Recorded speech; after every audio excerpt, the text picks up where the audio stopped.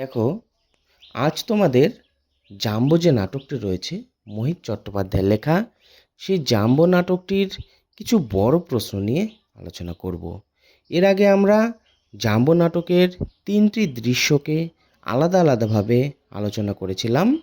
আজ তার বড় প্রশ্ন নিয়ে একটি ভিডিওতে আলোচনা করছি। মানে 3টি যে অধ্যায় আছে, 3টি অধ্যায়ের আলাদা আলাদা করে দিব না, আমি একটি জায়গাতেই 3টি অধ্যায়ের প্রশ্নগুলিকে, সামান্য কিছু প্রশ্ন সেগুলিকে আলোচনা করছি। তাহলে একটু মন দিয়ে দেখো, আশা করি তোমরা প্রশ্নগুলো বুঝতে পারবে। প্রশ্ন: এ রোগের মলম কবে বেরোবে জানি না, কথাটির বক্তাকে। এখানে কোন রোগের কথা বলা হয়েছে? বক্তার ইহানে উক্তির কারণ কি? মোহিত চট্টোপাধ্যায় রচিত জাম্বো নাটকের প্রশ্নোক্ত উক্তিটি জাম্বোর পিতা আনন্দবাবু করেছিলেন। তাহলে বক্তা কে গেল? এখানে আনন্দবাবু। আর এখানে কোন রোগের কথা বলা হয়েছে? দেখো, জাম্বো টিভি বোকা বাক্সের প্রতি ভীষণভাবে আকৃষ্ট ছিল। এহেন আকর্ষণকে তার রোগ বলে অভিহিত করা হয়েছে। তাহলে কোন রোগ? এখানে বোকা বাক্সের রোগ। আর বক্তা এহেন উক্তির কারণ কি? উত্তর: আনন্দবাবু নিজের সন্তান জাম্বো যেমন টিভির প্রতি অতিরিক্ত মাত্রায় আকৃষ্ট, সেরূপ ছোট ছোট ছেলেমেয়েরাও এন্টারটেনিং মিডিয়াতে আকৃষ্ট। ওই মিডিয়াই জাম্বোর সর্বনাশ করেছে। দিনরাত সে বোকা বাক্সটাকে আঁকড়ে ধরে বসে আছে। ওই যন্ত্র থেকে সে নানা রকম বুলি শিখেছে, মাথায় মশলা ভরেছে, চলন ধরন শিখেছে। টিভির নেশায় মাঝে মধ্যেই সে কোল্ড ড্রিঙ্কসের বোতল নিয়ে চোঁ চোঁ করে গিলছে, আর ছিপিগুলি থেতলে থলেতে পুড়ছে আর বিস্কুট আনছে।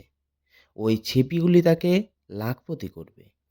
1 নম্বর ছিপি উঠলে তো আর কথাই নেই, সে মুম্বাই গিয়ে অ্যাক্টর হওয়ার স্বপ্ন দেখে। টিভি সিরিয়াল দেখে তার মুম্বাইয়ের অভিনেতা হওয়ার বাসনা ছিল।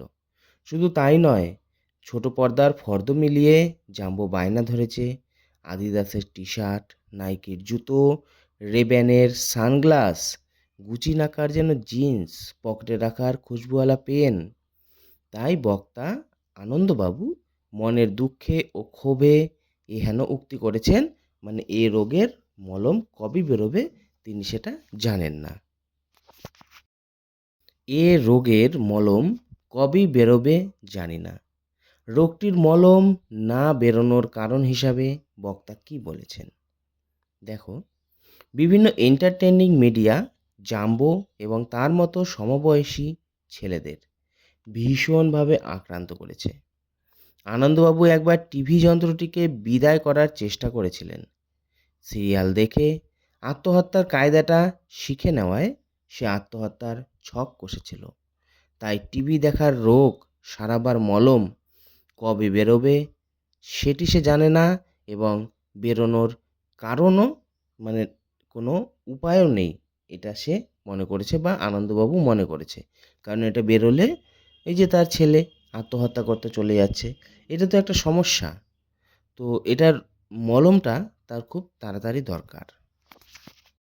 মায়ের প্রসাদী ফুল কে এবং কেন মাথায় ঠেকিয়েছিল?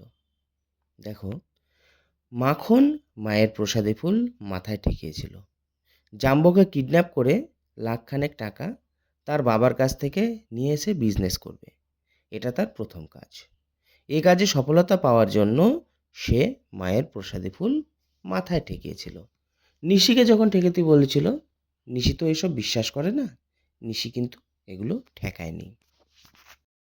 মায়ের প্রসাদী ফুল কে মাথায় ঠেকাতে চায়নি এবং কেন?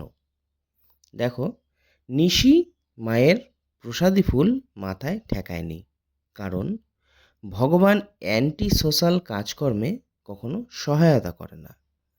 মায়ের প্রসাদী ফুল মাথায় ঠেকালে ভগবান তাদের কিডন্যাপিংয়ের কাজে বাধা দেবে, হয়তো অপকর্মের জন্য পেনাল্টিও নেবেন। কিডন্যাপিংয়ের অপকর্মে ভগবান কাউকে পার্টনার করে না, তাই সে মায়ের প্রসাদী ফুল মাথায় ঠেকায়নি।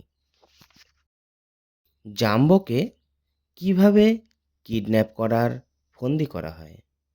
দেখো, জাম্বো বেয়ারা টাইপের ছেলে হলেও নিশি তাকে কচ্ছপের কামড়ের মতো চেপে ধরবে, মানে এটা তাদের প্ল্যান ছিল আর কি। জাম্বো একটু বেগরবাই করলেই নিশি তাকে কোতকা দিয়ে টাইট করে দেবে। সে তাকে চেঁচাবার সুযোগ দেবে না। এ কথা সে কথা তাকে ভুলিয়ে রাখবে। সিগন্যাল হিসেবে সে তুড়ি বাজাতেই মাখন জাম্বোর পেছনে গিয়ে দাঁড়াবে এবং সুযোগ মতো পেছন দিক থেকে তার মুখটা চেপে ধরবে। সঙ্গে সঙ্গে নিশিও তাকে গিয়ে চেপে ধরবে। তারপর দুজনে মিলে তাকে চ্যাংদোলা করে গাড়িতে তুলবে। জাম্বো চিৎকার করলেই নিশি তার মুখে রুমাল গুজে দেবে। এভাবেই নিশি, মাখন ও নন্তু নন্তু ছিল গাড়ির ড্রাইভার, জাম্বোকে কিডন্যাপিং করার ফন্দি করেছিল। মানে এটা তাদের পূর্বকল্পনা ছিল, কিন্তু আদতে হয়েছিল কিন্তু অন্যরকম। পপাই সম্পর্কে জাম্বো কি জানিয়েছিল? উত্তর: জাম্বোর মতে পপাই হচ্ছে একজন সেলার বা জাহাজের নাবিক। তার চেহারা সরু ডিগডিগে, তার মাথায় হ্যাট, মুখে পাইপ। সে স্পিনিচ খাওয়া মাত্রই তার ডিগডিগে চেহারাটা চক্কর খেয়ে গুলি ফুলিয়ে মহাশক্তিমান হয়ে ওঠে। তারপর শুরু হয় তার সঙ্গে রাইভাল ব্লুটোর লড়াই। ওই পিকচার থেকে আইডিয়া এসে গেল। কোন পিকচার থেকে আইডিয়া এসেছিল? বক্তা কি আইডিয়া কেন দিয়েছিল? দেখো, জাম্বো রুক যা বেওকুফ বলে একটা হিন্দি ছবি দেখেছিল, যা থেকে এই আইডিয়াটি এসেছিল। মানে কার এসেছিল? জাম্বোর এসেছিল। কাকে দিয়েছিল? নিশি এবং মাখনকে দিয়েছিল। বক্তা কি আইডিয়া কেন দিয়েছিল তাহলে? জাম্বো মুম্বাই যেতে চেয়েছিল নাম করা অ্যাক্টর হবে বলে, কিন্তু মুম্বাইয়ে থাকতে গেলে তো পয়সার দরকার। তাই নিশি ও মাখনকে বলেছিল তাকে কিডন্যাপ করে তার বাবার কাছ থেকে টাকা দাবি করুক, তাতে করে তারা 2-4 লাখ টাকা পেয়ে যাবে। মানে এটা জাম্বো নিশি ও মাখনকে বলেছিল। সেই টাকা দিয়ে মুম্বাইয়ে থাকা খাওয়ার খরচ চালাবে। এ কারণেই সে কিডন্যাপের আইডিয়াটা দিয়েছিল। জাম্বো নিজের কিডন্যাপ নিজেই করাতে চেয়েছিল। পালাবি? খুব পালোয়ান হয়েছিস না? পালাবার চেষ্টা করে দেখ, হাত ভেঙে দেব। কাকে বলেছে? কোথায় বলেছে? উত্তরে উদ্দিষ্ট ব্যক্তি কি বলেছে? উত্তর: আনন্দবাবু এ কথা তার সাজ পোশাকে ধোপ দুরন্ত ফ্যাশন সচেতন ছেলেকে, মানে জাম্বোকে এ কথা খেলার ছলে, মানে খেলার মাঠে যখন জাম্বো খেলায় মত্ত ছিল তখন তাকে উদ্দেশ্য করে বলেছে। আসলে সকালবেলা কোনো খেলার টাইম বলো তো?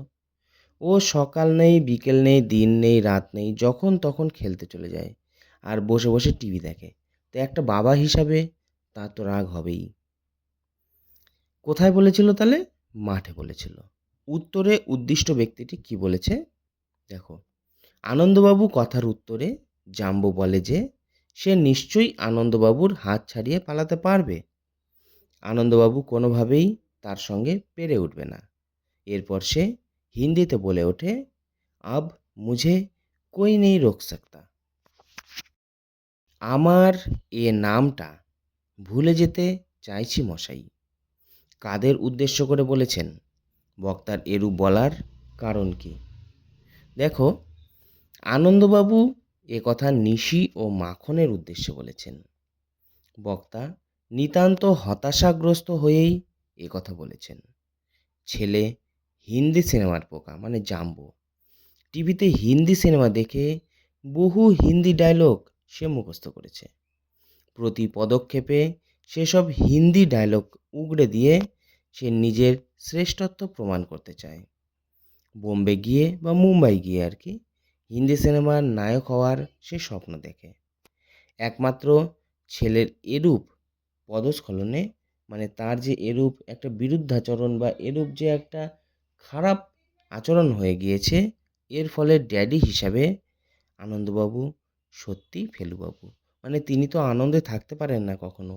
কারণ সব সময় তাকে একটি ঝামেলার মধ্যে থাকতে হয়, যেই কারণে জীবনযুদ্ধে তিনি পাশ করতে পারেননি। আপনি নিজেকে ক্ষুদ্রস্য ক্ষুদ্র বলেছেন, কিন্তু ওটা আপনার বিনয়। কাকে উদ্দেশ্য করে এ কথা বলেছে? বক্তার এ কথা বলার কারণ কি? দেখো, নিশি ও মাখন এ কথা জাম্বোর ড্যাডি আনন্দবাবুকে বলেছে।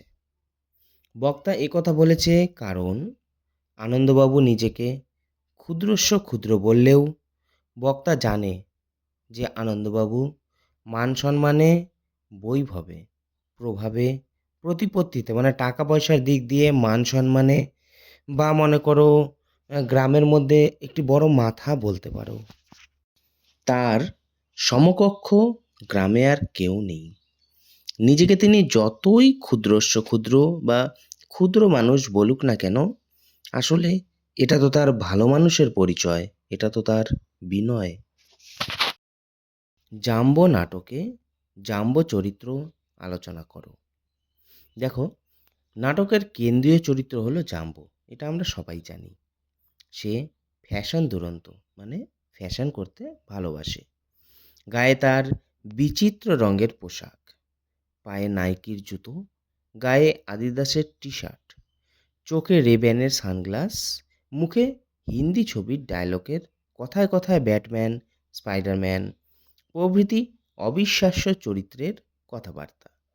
আর চোখে মিডিয়া থেকে, মানে মিডিয়া যেসব টিভি সিরিয়াল এসব থেকে ছিনিয়ে নেওয়া স্বপ্ন, মুম্বাই যাওয়া, হিন্দি সিনেমায় অভিনয় করা, নায়কদের কথা রপ্ত করা মানে মুখস্থ করা, তাদের মারধর অভ্যেস করা মানে কিভাবে তারা ফাইট করে। নাটকের প্রথম থেকে শেষ পর্যন্ত কাহিনী জাম্বোকে কেন্দ্র করেই তৈরি হয়েছে। তাই এই নাটকের নামকরণও লেখক করেছিলেন জাম্বো। আর জাম্বো চরিত্রটির সার্থকতা এখানেই। আপনাদের এই আস্থানার খবর ভোজুই আমাকে দেয়। ভোজু কে? সে কাকে কি খবর দিয়েছিল? উত্তর, ভোজু হচ্ছে আনন্দবাবুর বাড়ির কাজের লোক, অত্যন্ত বিশ্বাসী এবং অনুগত। আনন্দবাবুর কথা মতো জাম্বোর দেখাশোনা করে সে। তাকে স্কুলে নিয়ে যায়, স্কুল থেকে নিয়ে আসে, 5 মাস খাটে, এইসব আর কি করে। এই ভোজুই আনন্দবাবুকে নিশি এবং মাখনের কথা বলেছিল। মানে নিশি এবং কোনো দুটো অচেনা ছেলে জাম্বোর সাথে মাঠে কথা বলছে। তখনই আনন্দবাবু ভোজুকে তাদের দেখার, মানে দেখে রাখার আদেশ দিয়েছিল। একবার চেষ্টা করেছিলাম, আত্মহত্যার ছক কষেছিল ছেলে। একবার তিনি কি চেষ্টা করেছিলেন, তার ফল কি হয়েছিল? উত্তর, ছেলে টিভি মিডিয়ার ভাইরাসে আক্রান্ত। একথা ভেবে আনন্দবাবু টিভিটাকে বাড়ি থেকে বিদায় করার চেষ্টা করেছিলেন, যাতে করে ছেলে আর টিভি সিরিয়াল দেখতে না পায়। তার ফল হয়েছিল সাংঘাতিক। ছেলে আত্মহত্যার চেষ্টা করেছিল, সেটাও নাকি টিভি সিরিয়াল দেখে শেখা। অর্থাৎ কোনো সিরিয়ালে কেউ কিভাবে আত্মহত্যা করার চেষ্টা করেছিল সেটা দেখেছিল জাম্বো। সেও সেই মতো আত্মহত্যা করার চেষ্টা করে। তাহলে দেখো, টিভি সিরিয়াল বা মিডিয়া কি মারাত্মক। এগুলো দেখে ছোট ছোট বাচ্চারা যেমন ভালো কিছু শিখছে, তেমনি খারাপ কিছুও তো শিখছে। এসব আবদার চলবে না শুনলেই ফোঁপাচ্ছে। তার আবদারগুলো কি কি? এসবের পেছনে কিসের প্রভাব লক্ষ্য করা যায়? দেখো, জাম্বোর তো এমনিতেও বিশাল বিশাল আবদার, মানে তার তো রুচিগুলোই সব হাইফাই। যাই হোক, দেখো, জাম্বোর আবদার হচ্ছে পুজোর সময় তার চাই আদিদাসের টি শার্ট, নাইকির জুতো, রেব্যানের সানগ্লাস, গুচি না কার যেন জিন্স, আর চাই পকেটে রাখার খুশবুওয়ালা পেন। এগুলি তার আবদার ছিল। আর এসবের পিছনে কিসের প্রভাব? এসবের পিছনে তো টিভি মিডিয়ার প্রভাব আছে। রাত দিন টিভি দেখছে এইসবের বিজ্ঞাপন দেখছে আর মনের মধ্যে জাগছে এইসব জিনিস পাওয়ার বাসনা। আর সব কিছুর উপরে রয়েছে তার বোম্বাই বা মুম্বাই যাওয়ার বাসনা। সে অ্যাক্টর হবে, অ্যাকশন হিরো হবে। ফেলুর কপাল ভালো, আমরা ১-১.৫ চাইছি। ফেলু কে? তার কপাল কোন দিক দিয়ে ভালো? দেখো, ফেলু বলতে এখানে জাম্বোর ড্যাডি আনন্দবাবুকে বোঝানো হয়েছে। নিজের একমাত্র সন্তানকে সে মানুষ করতে পারেনি, তাই সব ব্যাপারে সাফল্য অর্জন করলেও এই একটি ব্যাপারে ব্যর্থতার জন্য আনন্দ থেকে সে ফেলুতে পরিণত হয়েছে। অর্থাৎ জীবনের বড় পরীক্ষায় তিনি ফেল করেছেন, কারণ তিনি জাম্বোকে মানুষ করতে পারেনি। আচ্ছা, তার কপালে কোন দিক থেকে ভালো? এই দেখো, এখানে নিশি ও জাম্বো তো তার ছেলেকে কিডন্যাপ করতে চেয়েছিল। তার কপাল এদিক থেকে ভালো যে তার ছেলেকে কিডন্যাপ করে বিরাট অঙ্কের মুক্তিপণ চেয়ে তাকে পথে বসানো হচ্ছে না। তার কাছ থেকে ৫০ বা ৬০ লাখ টাকা না চেয়ে মাত্র ১-২ লাখ টাকা চাওয়া হচ্ছে। আর এটুকু টাকা দিলে তিনি পথের ভিখারি হয়ে যাবেন না। লোভের বশবর্তী হয়ে তারা বেশি টাকা মুক্তিপণ চেয়ে তাকে বিপদে ফেলতে চাইছেন না। এই কারণেই বলছে যে ফেলুবাবুর কপাল ভালো। গাছে কাঁঠাল, গোঁফে তেল কোন প্রসঙ্গে বলা হয়েছে? দেখো, নিশি ও মাখন সব কিছু বিবেচনা করে আনন্দবাবুর ছেলে জাম্বোকে কিডন্যাপ করার ছক কষে। কারণ জাম্বো আনন্দবাবুর একমাত্র ছেলে এবং আনন্দবাবু জাম্বোর ব্যাপারে খুবই স্পর্শকাতর।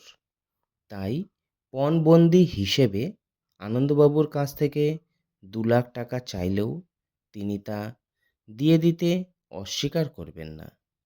এই প্রসঙ্গেই এই কথাটি বলা হয়েছে। আমরা একটা সমীক্ষা করছি, এজন্য নানা জায়গায় ঘুরতে হচ্ছে। তারা কোথায়, কেন, কিসের সমীক্ষা নিতে গিয়েছিল?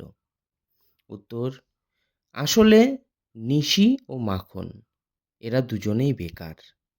টাকার অভাব, কোনো কিছুই অভাবে তারা এত অভাব ছিল তাদের যে সেই অভাবের ফলে কোনো কিছুই করে উঠতে পারছে না।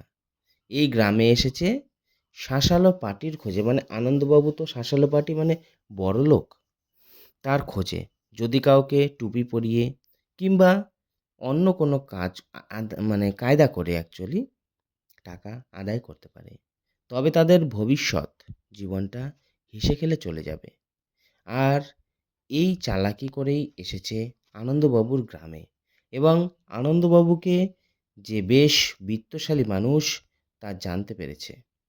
কিন্তু আনন্দবাবুকে তারা জানায় যে সমাজের ওপর মিডিয়ার প্রভাব কী তার সমীক্ষা করতে তারা এসেছে, ইন্টারভিউ নিতে এসেছে তারা রিপোর্টার সেজে।